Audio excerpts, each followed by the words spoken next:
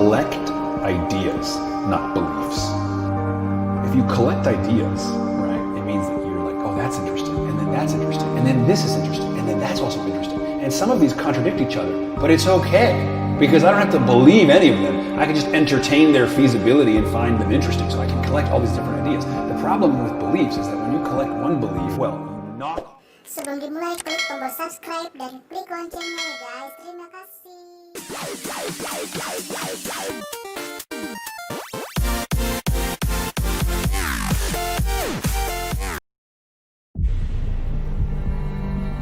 Most of you guys focus on all of the things that you can see. A visionary specializes. Only those who can see the invisible can do the impossible. Sometimes, when you have a vision for your life, other people will not have that same vision, so they will pass on you. I'm looking to unleash these visions and ideas on the world, because the world is an empty canvas, waiting on new thoughts to think.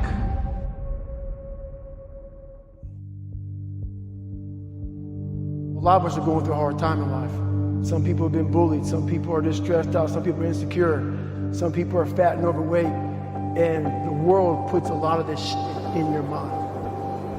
I had to develop a mindset that was indestructible. I had to armor plate my mind. And it's about what you're saying to yourself, but it also comes with work. So whenever I was getting beat down, physically, mentally, spiritually, whatever I was going through, just saying, I would put, you can't hurt me. Can't hurt me just became a message. I would say to myself. I'm training people to get into their greatness, to begin to develop the courage to pursue dreams beyond their comfort zones. Because in order to do something you've never done, you've got to become someone you've never been. When you're pursuing your greatness, you don't know what your limits are, so you act like you don't have any. And one of the reasons that Booker T. Washington said, judge a person not by what they accomplish, but what they had to overcome for their accomplishment. You know what I think one of the best ways to crack ourselves open from the curse of self-obsession? I find that moments of radical and sudden empathy, radical and sudden compassion, immediately dissipate all those gnawing thoughts of self-doubt and self-loathing and self-pity and just desire. They're obliterated by this immediate communion with another being. I believe that most human beings are only living at about 40% of their capability. There's something about the mind. The mind has the tactical advantage over you at all times. At all times of your life, the mind has a tactical advantage over you. Why is that? It knows what you're afraid of. It knows your insecurities. It knows your deep, dark lies. And it starts to push you away from that shit. It pushes you in a direction that is comfortable. Your life's all about feelings. You want the happy feeling. We don't want that feeling of this sucks. Why am I here? And you don't have any, so you can't answer those questions, so you leave. I started realizing that if in that moment, you can answer those questions, and you are now in charge of your brain versus your brain ruling you. I tell people, you're going to face tough times. My favorite book says, think it not strange if you face the fiery furnaces of this world. But I affirm, no matter how bad it is or how bad it gets, I'm going to make it. Not willing to risk, you can't grow. And if you can't grow, you can't become your best. And if you can't become your best, you can't be happy.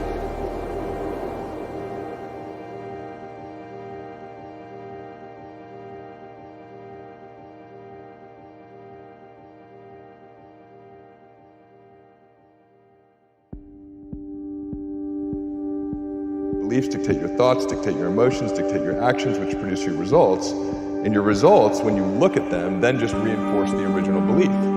And so we're caught in that construct, right? But the linchpin is the belief system. So the question is, how do I actually change what I believe? If my beliefs really do dictate my destiny, right? Which is, I'm not the only person suggesting that. The question becomes, how do I change my beliefs? And in that is an inherent challenge, because by definition, beliefs are that which are true. That collect ideas, not beliefs. If you collect ideas, right, it means that you're like, oh, that's interesting, and then that's interesting, and then this is interesting, and then that's also interesting. And some of these contradict each other, but it's okay, because I don't have to believe any of them. I can just entertain their feasibility and find them interesting, so I can collect all these different ideas. The problem with beliefs is that when you collect one belief, well, you knock offline any belief that contradicts that particular belief. And so if you get too stuck with your beliefs, you narrow your worldview. If you know that at 40% I'm feeling pain. At 40% I'm feeling pain. That's where the 40% rule kicks in. Now it starts. Okay, I'm feeling pain. My mind's saying all this to me. It's saying get out of here, run, flee. The fight or flight kicks in. Okay, we're done. We're not good enough. It starts telling you all these things. You start to believe it because the mind controls all. This is the time when you have to gain control back of your mind.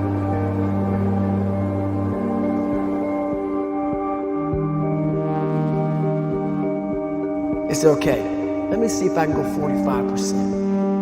And once you start giving yourself more and more hope and start realizing, okay, the mind starts to be, okay, what are you doing? We're supposed to be going right and you're going left. You start then controlling your mind.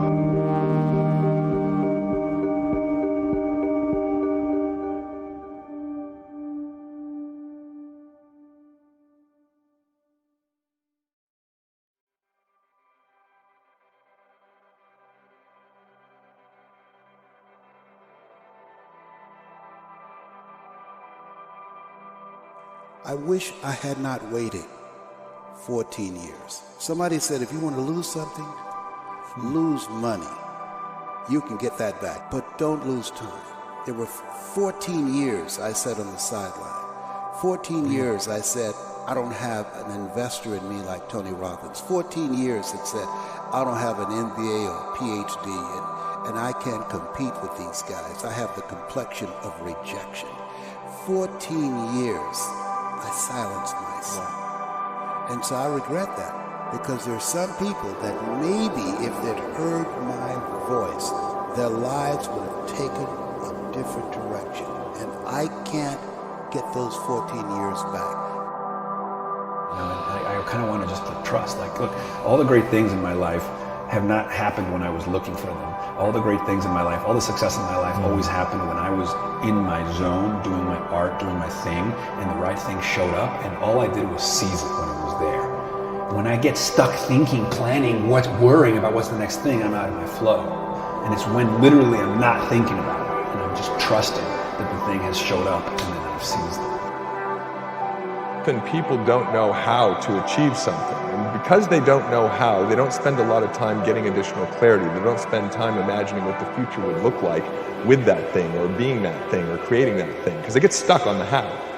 And what I would suggest is that if you're willing to invest time in getting clearer around something or imagining, you build neural networks that represent the memory of an experience that has not happened yet.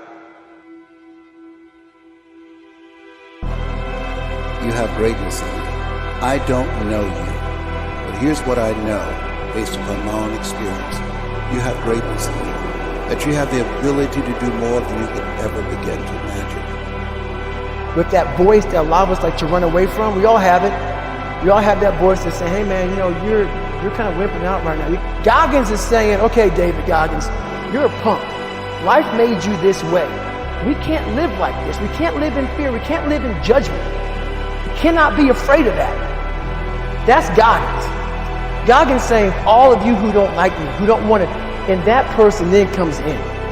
But you have to be David Goggins and say, man, I'm afraid of this. I'm afraid of here. Life made me this way here. You have to face that in that dark room. In that dark room is who you are. But in that dark room is where you have to create another human being that walks out of that dark room. As you think about yourself, I'm reminded of the words of Howard Thurman, who said, there's a presence in each and every one of us that waits and listens to the voice of the genuine in yourself. It will be perhaps the only God you will ever have or hear. And if you cannot hear it all of your life, will be spent on the ends of strings that somebody else pulls. when you recognize your greatness, no one will ever pull your strings.